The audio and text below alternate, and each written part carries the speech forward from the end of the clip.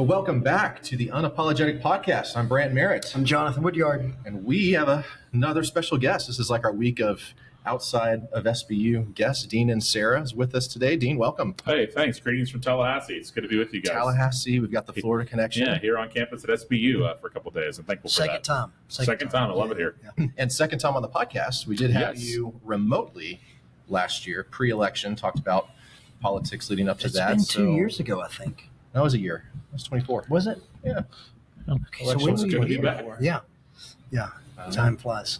Yeah, well, that's good. Well, we're going to go through a range of topics. We like to hit on a few different things, but we like to kind of ease into it and talk something light. And for us, light is sports. We love sports. Love sports. You love sports. But we're not going to talk basketball. No, you love basketball. I always want to talk Kentucky basketball. And I think you're from Tallahassee, but you're not an FSU fan. So you know FSU real well, but you're not an FSU fan. Yeah, I'm fully immersed in it, but my family has had season tickets for Miami Hurricane football since 1956. My boys are fourth generation season ticket holders. So we were down for the Miami Notre Dame game to open the season, which went down to the wire of the field goal Miami made. It was a great time.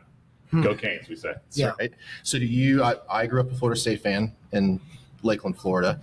When FSU is successful, can you root for them because they're right there in your town, or is it still kind of hard to? Because FSU Miami, it's oil and water. That's so we're definitely that's the rival, for Miami. So definitely not. You never root for them. So you become all things to all people except for a Seminole fan. Yeah, there's lines. There's lines. Right. Yeah. That's awesome. But that's a huge part of the culture in Tallahassee. I mean, FSU's there. How many students go to FSU? What's the size of that It's university? like 40 plus. 40,000 people. Yeah, so massive part of the community. Oh, yeah. So we're fully immersed in it. I'm very much a part of it. Yeah. We have a lot of athletes and coaches that go to our church. So we're in the front row for women's basketball games and root hard for them because the head coach. Do you wear Miami gear to the Florida State games? Are you that obnoxious? No, for football I will. That's it. Okay. Yeah. Because my relationships are too deep. I don't want to make people too mad. Sure. That is completely different for me. If I were at the University of Tennessee planting a church in Knoxville, I'd have UK gear on everywhere I went. Probably why the Lord didn't call me to do that. That's probably why, for sure. Lack of wisdom. Well, FSU, Miami had a great start, but FSU did too, beating Alabama. That was no love lost for you to see Alabama lose, even if you're not going to be a Florida State fan. I'm assuming you're not a huge SEC Alabama. Oh, well, Alabama thinks they invented football. So to see them come in and get humbled was something. Florida State went 2-10 last year. And it wasn't that they just beat Alabama. They pushed them around. They were the better team in that game, which was really, really something. And no love lost for you because you don't like the SEC. No, I don't. I just because you're a big stadium and tradition doesn't mean you're good. That's what drives me crazy. I've been grafted in because I'm a Mizzou alum, so grafted into the SEC. You're obviously SEC lifelong, yes, lifelong. So I'm on the bandwagon now and have to give my Florida State friends a hard time of ACC versus SEC. But I can laugh at it a little bit. It can be pretty funny how the SEC gets to. I don't really care. Up the chest a little Football bit. Season for me is fun. I enjoy it. I watched most of the game last night before I had to go to the airport to pick him up. But Sunday night football, it's really a placeholder for me until we get to college basketball. Yeah. And then NFL, you're a Patriots fan. Yeah, definitely. Okay. Yeah, so big Patriots fan. And, so my kids got to grow up during the peak of, Brady. And so there was a season where all they knew, was the Super Bowls and going to, so we're huge Patriots fans. So now it's not as exciting as it used to be. Sure. Well, lifelong Bucs fan, so thank you for Tom Brady. That absolutely. was a great few years. Seals the deal. I mean, when you win your first year, in a new team, you're 4 months removed from Bill Belichick, and you're on a new team who was 6-10 the year before, and win the Super Bowl. The conversation's over. It's also, do you think it settled the debate of who was most responsible, Belichick versus Brady? It's not even close. Okay, Brady. Because Belichick didn't win Cleveland. Yeah. Don't get me wrong. He's a great coach. I mean, he did. I do think it was helpful, but you lose Tom Brady. People called it the system. Tom Brady is the system. Yeah. Yes. So, there's no way to explain it. People are just biased and blind if they look at what he did with the Bucs in the first season and don't say that. And it's unbelievable. And then you called out the fantasy football nerds in chapel today, which I'm also one of them. And Drake May is my quarterback this year, so it didn't get me off to a great start yesterday. He said he's the Patriots. So are you on board with Drake May? Yeah, I am. Still He's not that much around him. So he's just got to get more weapons. But I love Drake May. I think he has potential. I think he's been a Patriots for a long time. Yeah, I hope so. So I love that so one of the things I like about you, Dean, and one of the things I've respected for a long time is love Jesus, love the Bible, serious about the local church, and yet you speak at conferences and you do all this stuff, and you've written a few books. I think you've 3 or 4 books. Mm-hmm. People know who you are on the conference scene, speaking in front of thousands of people at different things. You've preached at the Southern Baptist Convention, and yet you can sit down and you're a real person, right? So sometimes that's not the case. Or you think you meet these people that are on the stage, you meet people that speak at these conferences or write books, and you go out to dinner with them, and it's not a lot of fun, right? But you're a real dude. You're down to earth, and I've just appreciated about who you are. That's kind. No, thank you. I'm just a hometown pastor, man. Sure. And so that's the thing about being a hometown pastor, where you're pastoring people you grew up with. And whose parents you still call Mr. and Mr. because you called them when you were kids. Yeah. If you tried to be act like some kind of big deal or some kind of, it's just people are going to sniff that out in 2 seconds. And I'm thankful for that. So I'm just a hometown pastor. The Lord's given me an opportunity to do some more stuff like come here. I'm really thankful for that. I just want to be a good steward of it. Yeah. I'm just a regular guy who wants to talk football and wants to hang out and love Jesus and talk about being on mission. Loves and believes the Bible 100% and wants to get people to get on God's mission and take the gospel where it needs to go. So down to earth guy in Tallahassee, Florida. Tell us the story a little bit about, because the church is doing super well there. I mean, City Church, Tallahassee. God's been just really kind to you all in a lot of different ways. Just tell the story how that started. I mean, how you get to Tallahassee, Plant a Church, all this stuff. And it's not some kind of false humility. I could not teach a seminar on how to do this if I tried. I mean, it truly is the Lord. We started with 20 people in my parents' living room. And we're part of the Southern Baptist Convention. This is before Kevin Ezell was president of the North American Mission Board. Wow. So church planting, unless you were going to some big city, was not on the radar. It really wasn't. It was almost frowned upon by a lot of churches in the SBC. You were viewed as either rebellious or your competition, or you couldn't make it in a real church. It's kind of how you were viewed. Now it's a totally different ballgame. Now it's almost like a badge of honor for churches to plant a church. So it was expected to be church plants. So we didn't have anything. I didn't know what ascending church was. All the language states used, we had no concept for that. It's hard to imagine that world. Yeah. But 18 years ago, when we planted, that was reality. And people used to ask the question, what does NAM do? And outside of disaster relief, no one really knew. How to answer, maybe some military chaplaincy, something like that. I'm not even sure. So now they can answer very clearly what NAM does. Does amazing things. And I'm really thankful to be a part of it.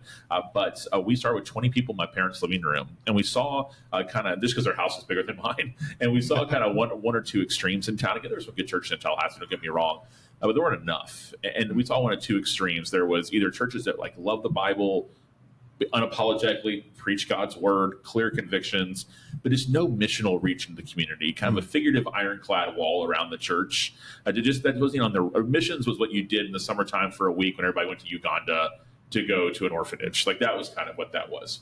Or you saw churches that had huge front doors and were just out in the community and really were present and loving and all the things, but when you got inside, you just didn't hear a lot of scripture. You just didn't hear, and by scripture I mean they would use the Bible, but you didn't hear clear gospel presentations. There wasn't calls to repentance. They didn't call sin. It was more just kind of glorified TED Talks, so the Bible verse kind of springs onto some life principles. And I was like, why does that have to be one or the other? Why can't you be serious about the Bible, clear convictions, and because of that, want to have a white-hot mission for your city and beyond. And that's why we started the church. I saw that back when I was 26 years old, and we said we need this in Tallahassee. And I think we kind of filled a vacuum for what was missing in town at the time, and it was that. Lord just blessed it. And a lot of college students walked in the door first. Yeah. That wasn't the plan. We wanted to reach students, but so our church was 80% college students the first couple of years. So it was complicated. We wanted to reach, we want to be a multi-generational church, which we are now, but that cared about the next generation. So we'd have a family walk in the door in the early days. We'd be like, a family. I'd be celebrating. Yeah. And afterwards, they'd be really kind. They'd say, no, we enjoyed the service. Everyone's really nice to us. We love what you're doing here, but we're just too old. Yeah. Or we need something for our kids. We're like, no, please be the pioneers. And it took a while. It took about 5 or 6 years for some folks to give us a chance, that more than just a couple families, where we started seeing more and more. But we really kind of changed the game. And I guess allowed the church to really kind of catapult to what it is now was when we started taking children's ministry more seriously. And that kind of lit a fire in town and saw that, hey, we're truly a multi-generational church. Yeah, so people my parents' age all the way to newborns and college students and everywhere in between. So it's been really neat. So you talk about this at chapel, and you just said it again, talking about taking the Bible seriously, taking theology seriously, and then being on mission. And for me, that the person who put that together for me, if you're listening to this, you want to find somebody, pastors, Dean does this. You can read Dean, listen to Dean. Somebody who did this for me back when I first became a Christian was Piper. Yeah. So Piper, serious thinker, serious about the Bible, but dead set on getting to the nations, living on mission, having people move into downtown Minneapolis to reach one of the hardest places on the planet, right? So here's this deep thinker, but that didn't quench his zeal for mission, but fueled it. So he did that for me early on. And then guys like you who just kind of carried on that tradition to say, hey, we can be serious about theology. We can be serious about our Bible study. And yet that should just fuel the fires of mission. So I appreciate about what you said in chapel to our students. Hopefully capture that and you're modeling that at your church in Tallahassee and help more and more people catch the vision. I was part of a church plant in Columbia, Missouri that was probably same 80% college students meeting in a high school to try to get to that next step of growth where you actually do have it was growing pains. I imagine that would be maybe a difficult season of trying to manage resources and grow. How did that prepare you guys for where you are now, which is much more sustained than you were then? With staffing and leadership, which is a really critical part of those early days. Those are kind of the first transitions you make as a church plant is into some infrastructure, stability, those kind of things.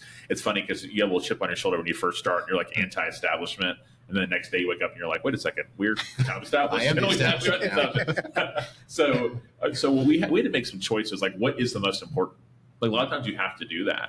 And for us, it wasn't a music person because we can find someone we can pay, per Sunday or something. Even our worship leader, one of my great friends, I thank God for him, he's part of our story, is a full-time engineer and volunteered for the first few years. I don't know if we would have made it, financially speaking, without him. I think the Lord really he's still an active member of our church this day. I plays the band sometimes and that type of thing. But we said, okay, what is the biggest thing we need? And we need to figure out how to reach families in Tallahassee. Like, that's the next step for us to really be a church that we believe we're supposed to be, not just a college ministry, but actually fully functioning local church.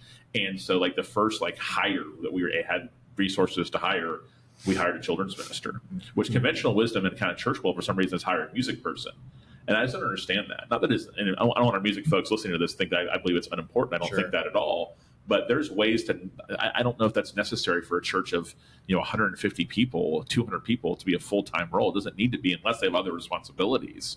We're a children's minister. We expect that person to be meeting with families, to spend their days engaged with, people who are trying to connect to our church, and also to create an exciting atmosphere where kids can learn about Jesus on their level and also enjoy church. And it'd be something that they wanted to go to that was fun. The parents also felt confident dropping their kids off to, because there's 4 questions parents ask when they take their kids the first time to a children's ministry and drop their kids off. The first there are 2 are internal, 2 are external. The internal questions are, is it safe? Is it clean? Is it safe? They're thinking that in their head. They don't say it out loud. They're just going like this. And then the other questions they ask their kids when they get in the car. They'll say, did you have fun? And what did you learn? Yep. So those are the 4 questions. So we want to make sure that those are answered very positively and very clear, and it took someone to give full attention to that, to be able to do that. So I think that was that was a big catalyst for us. And then we made a big move. We moved out of this out of the high school we were in because we couldn't really do kids well there at the time, and moved to a facility that was allowing us to do that. And it didn't make sense to do it at the time, but sometimes church planters have to kind of take those faith steps to think ahead in terms of we're making this move for the future. And that's kind of how we operate and still operate to this day that way. That's awesome.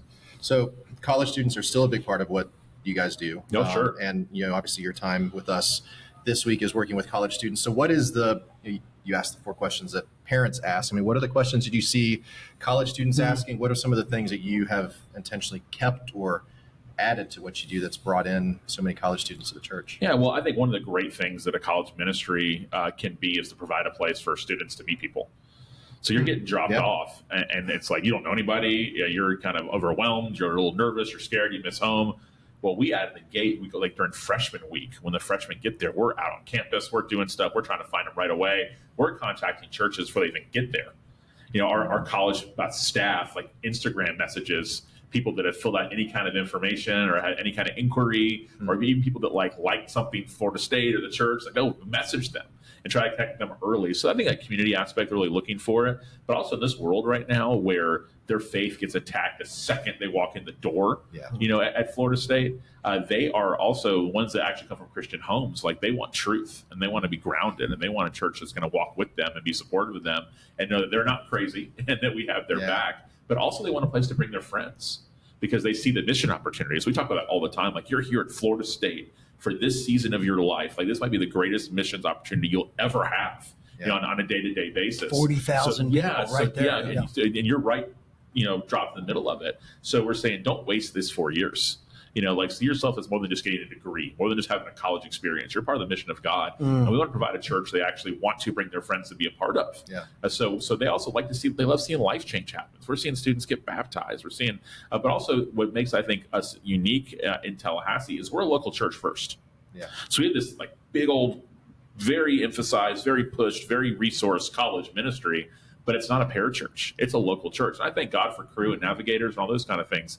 But we're a church. Like God's design is the church. That doesn't mean those other groups shouldn't exist, but they shouldn't be a supplement either. So we're a local church-based college ministry. So those college students are joining the church. They're not just coming to. Yes, they are. You're pushing them to, hey, be a covenant member or whatever you call it. They go to the same membership class anyone else does. And one of our greatest best things we have is our student leadership program. It's an amazing discipleship opportunity. They lead small groups. There's probably close to 100 students who are in our student leadership program. Wow. All of them have to be a church member to become one. So you're famous on X, Twitter, for saying Sunday morning church is a Saturday night decision. You'll often see you on social media after Sunday mornings. You'll say the local church is the best thing going. I don't know if you just have those scheduled to go out every I'm not that techy. every week. But so we have a lot of college students here, college students that know you, people that may listen that are college students. Talk about why you're so pro-church. So why are you pushing this local church? Why are you making the comments, hey, we're not a parachurch, we're a local church? What's the big deal about the church? When I do a wedding, one of the things I remind the bride and the groom and everyone who's attending, like during the ceremony, by being here today, we're participating in God's design. So a marriage, husband and a wife, man and woman coming together. Like what a neat thing. It's so much bigger than us. We're participants and witnesses to God's design going into play. And I tell our church that too, like by being here today, there's more to being a Christian than going to church, but there's not less. Like you're participating in God's design for his people. Like what an awesome thing. Like you're like taking part in that. So I don't think I know this. I don't think I have a better idea than God does. Like his plan was the church and Jesus is building it. And that's his mission outpost to the world. That's a place where disciples are made. That's a place where community happens. So I think we had this kind of weird. So I grew up in 1990s youth ministry. And there's a lot of things I'm thankful for in that. But in 1990s youth ministry, the emphasis was always your personal relationship with Jesus. That's all you ever heard about. True love waits and personal relationship with God. Sure. Like every sermon was personal relationship. Like God's your buddy, Now, is it a biblical concept that we have a relationship with God? Absolutely. 100%. Absolutely it is. But when that's all you hear forever, it's not a coincidence that when you're 40, all of a sudden you go, well, it's all about this relationship with God. I have my own relationship with God. I can have it anywhere. It's just personal. I can do what I want. So we want to make sure that our college students now aren't thinking that way when they're 40. So we don't. We talk about the fact that you have a relationship with God. Of course we do, but it's so much bigger than that. It's in the context of people and what God is doing through a church. Like it's always been about us and we, the people of God, more than me. But this kind of therapeutic culture really thrives off the me, kind of stuff. So we're really trying to push back on that. And say, expressive individualism. It's all about you, the sovereign self. Some of those types of ideas. And you can't be afraid to say out loud things like, being a Christian who's not a part of a local church is unthinkable. But there's no category for that in the Bible. That's right. But there's not an unchurched Christian. And that we have to make sure we push back on that pretty hard. That's right. The whole Bible witnesses to a corporateness, right? God chooses a people, creates a people. Even adoption, I think J.I. Packer says that adoption is the highest good of the gospel. So you've been adopted, you're a child of, but you've been adopted into a family. And so if we can help Christians, college students, or 40-year-olds understand that Christianity is corporate, Christianity is familial, that you have a family you've been bought into, I think that'll go a long way. And that's why the church is so important. That's and the world can't offer that. Right. The world can't offer that. What institution on the face of the earth brings that many different backgrounds, people, ages together every single week?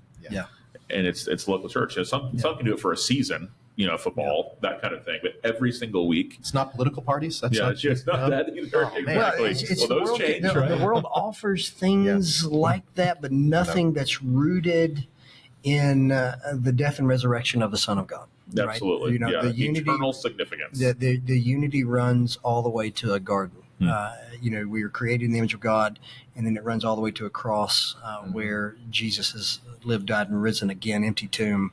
So the world offers nothing. None of that. Nothing like that. Yeah, not at all. Anything else anything new you guys have been doing with college students? Or we mentioned SALT Company a little bit earlier. Anything else with SALT that's... Yeah, it's continue to try to push them to make decisions based on the local church and the mission of God after college.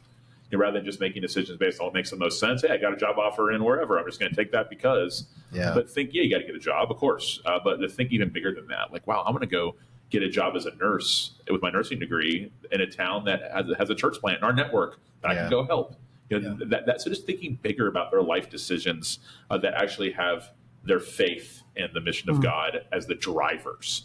Not just simply, what's the next step? I need to get a job. I'm moving here. Sure. But actually making decisions based on that. That should be so normal, but it's not. And we're trying to open people's eyes to that and to help their parents see that. Yeah. Well, I like the way you phrased it in chapel this morning too was, just for a year or two, try either going overseas or serving in a programs like that. This is the season of life, for us to make a big shift to go spend 2 years. There's a lot more disruption. There's a lot more things to consider. We have more things that would be, we have to weigh. But for a college student, it's like, hey, you can just commit the time. Yeah, or to try out one of your summers if you have some margin in the summertime. Right. I know some students have to work all summer to pay for their college. I want to be sensitive to that. I think it's awesome they're willing to do that. Yeah. But if you don't really have to, you just kind of go home, hang out, wait tables a little bit. Like, what would it look like instead for you to say, I'm going to go for this month on this mission trip? We have long-term trips during the summer. They're like 8 weeks long. That's a big commitment. That's big. But those students come back going, what a great experience.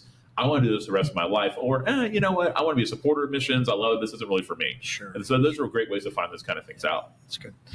You talk about local church, but then at the same time, your local church is part of a denominational structure, convention of churches, the Southern Baptist Convention. So you're involved in a lot more than just your local church. Yeah. That's the main thing. That's the big thing. Your pastoring is your kind of main vocational calling, but then you're also involved in a lot of different things in denominational structures. I know you're a trustee. I think at the executive committee, things like that. So you're seeing kind of a wider swath of Christianity here in the United States. And a lot of people spend a lot of time lamenting things. I'd rather us just be positive, encouraging. If you were to think of 2 or 3 things that encourages you as you travel around, you speak at different churches, you speak at different schools, what are some things maybe you're encouraging your soul right now and just what you see? Well, inside the churches is a lot different than what you see online. I see very joyful people who love our mission and who love the gospel and want to see more missionaries sent out and are proud to be Southern Baptists. So don't let online be what forms your opinion about what's true of Southern Baptists. I think people are really excited about our education, our seminaries, what's happening there. We have strong seminaries. So what a joy, what a privilege to be able to have a cooperative program allow you to go to seminary and not have to take out maybe the equivalent of out-of-state tuition, kind of loan to be able to do that if possible for you. And I love what's happening with church planting. Like, you talk to these church planters, a lot of folks don't know who they are because they're just kind of plowing and doing their thing and just getting started. We have guys that are moving places, planting churches, and that are really trying to reach their communities. And the things we're seeing, like the amount of baptism, like the most baptisms in Canada through Southern Baptist churches we've ever seen before, like in the last couple of years. Like, those are the kind of neat things that are happening. And then we have just something as large as our network of churches. There's going to have to be networks of networks and networks, like kind of sub-networks. It's just so large. So you can just name groups like the Pillar Network and how they're planting churches. Which they've grown. Oh, it's amazing. And what SALT Network's doing, planting churches in college towns. Yeah. There's just so many neat things like that that are worth our cooperation, worth our resources, worth our prayers, and worth our being a part of. You can do so much more together than you can apart. I know that sounds cliche, but it's true. And nothing embodies that. I just think non-denominational life's the birds. I don't want to be a lone ranger out there. There's only so much you can accomplish, outside of your own building, your own church. So those are the things that get me really excited. And I'm very optimistic about the future. Like, I am not a doom and gloom Southern Baptist, because why would you? What evidence is there of that? Again, the church is alive, and there's so many neat things happening. So I'm a big fan and part of it for the long haul. Yeah, it's good. That's awesome. Love that. It's a good place to end it. Yeah, I think so. Kind of keep it Short and sweet. Well, Dean, we're awesome, awesome partner for us at SBU. Yeah. Love it having you on campus. I'm sure we'll do it again if it's someday. Up to Jonathon. Yeah, I'm a big fan of what's happening here. So consider me a supporter and a fan. And I was talking football with some of the guys, on the front row, and I pay attention. Yeah. And I think it's a great place. What's happening in Bolivar and beyond is important. So thanks for the work you guys are doing. Yeah. Thanks for being here. And go Canes. Go Canes, absolutely. Go Noles. Go Canes, go Bearcats. There you go. Like it. Go Bearcats. Well, thank you, Dean Inserra. Kentucky, In Kentucky, yeah. Thank you all for listening. And we'll be, I think next episode we got Chandler Snyder. Yeah, so Chandler's coming. Seminary. Chandler will fly in tomorrow. So Dean flies out. Chandler flies in. Chandler's vice president of several things down Southwestern Seminary, one of our seminaries in Fort Worth, Texas. Chandler, former IMB missionary, Madagascar. He was in a couple of different countries in Africa. Been a good friend of mine since, before I was married, known Chandler for a long time. So just really cool to see what God has done in his life and then where he is today. Eager to have him here tomorrow night. Tuesday night, he'll do kind of after dark, talk to students on a more intimate level, talk about living on mission, and then he'll preach in chapel on Wednesday. And at some point, we will figure out a time to record with him. That's right. We're stacking them up. That'll be great. I'm glad he's coming. It's cool. Us too. Well, we will be back with that episode, and thank you all for listening as always.